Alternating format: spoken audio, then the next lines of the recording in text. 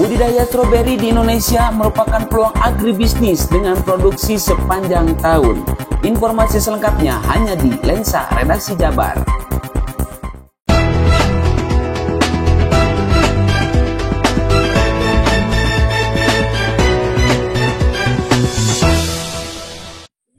Di negara-negara beriklim 4 musim, stroberi hanya bisa dipanen sekali dalam setahun, biasanya pada bulan Februari hingga bulan Maret, dengan masa panen yang begitu singkat, sekitar 2 hingga 4 minggu.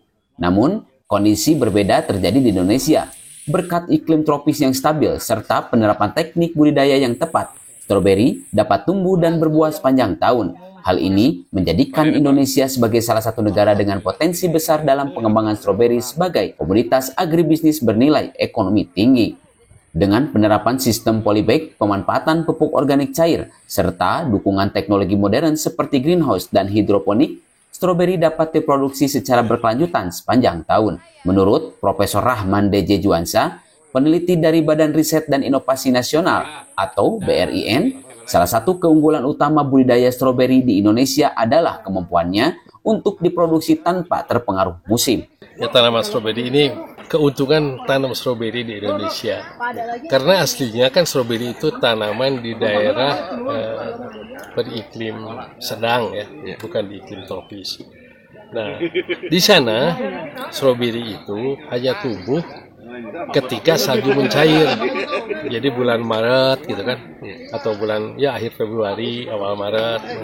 Begitu salju mencair, nah itu di lapangan yang tadinya ditutup salju, itu stroberi itu tumbuh dan kemudian berbuah. Bisa berbuahnya itu hanya waktu itu saja, jadi setahun cuma sekali. Nah, keuntungannya di Indonesia, di iklim, kita tanam di sini, itu bisa berbuah terus-terusan sepanjang tahun. Nah, itulah keuntungan. Sedangkan stroberi, penggemarnya itu di seluruh dunia, kan? Beliau menambahkan, sistem polybag juga dapat meningkatkan efisiensi lahan dan hasil panen. Polybag memungkinkan petani untuk mengontrol pertumbuhan tanaman dengan baik. Selain itu, pemanfaatan media tanam yang tepat dapat mempercepat proses berbuah dan meningkatkan kualitas hasil panen. Pupuk organik cair berperan penting dalam meningkatkan efisiensi produksi stroberi, membantu meningkatkan daya tahan tanaman dan mempercepat pertumbuhan. Penggunaannya yang berkelanjutan dapat memperbaiki struktur tanah dan mendukung sistem pertanian yang lebih ramah lingkungan. Seperti salah satu kawasan kebun stroberi di daerah Ciwidey, Desa Alam Endah, Kecamatan Ranca Bali, Kabupaten Bandung, yang dijadikan lahan untuk menanam stroberi menggunakan polybag, serta menggunakan pupuk organik cair Panentas yang diproduksi oleh PT Tatanan Alam Segar. Bisa dilihat, hasil yang dilihat begitu memuaskan, bahkan banyak para pengunjung yang memetik sendiri buah stroberinya. Permintaan stroberi terus meningkat di pasar lokal dan ekspor, terutama untuk industri makanan dan minuman, kosmetik, serta kesehatan.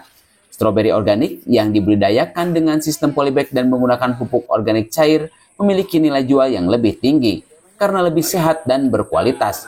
Di sisi lain, harga pupuk organik cair relatif bervariasi, tetapi penggunaannya dinilai sebagai investasi jangka panjang yang dapat meningkatkan hasil produksi dan keuntungan petani. Tim Lensa Redaksi Jabar mengabarkan.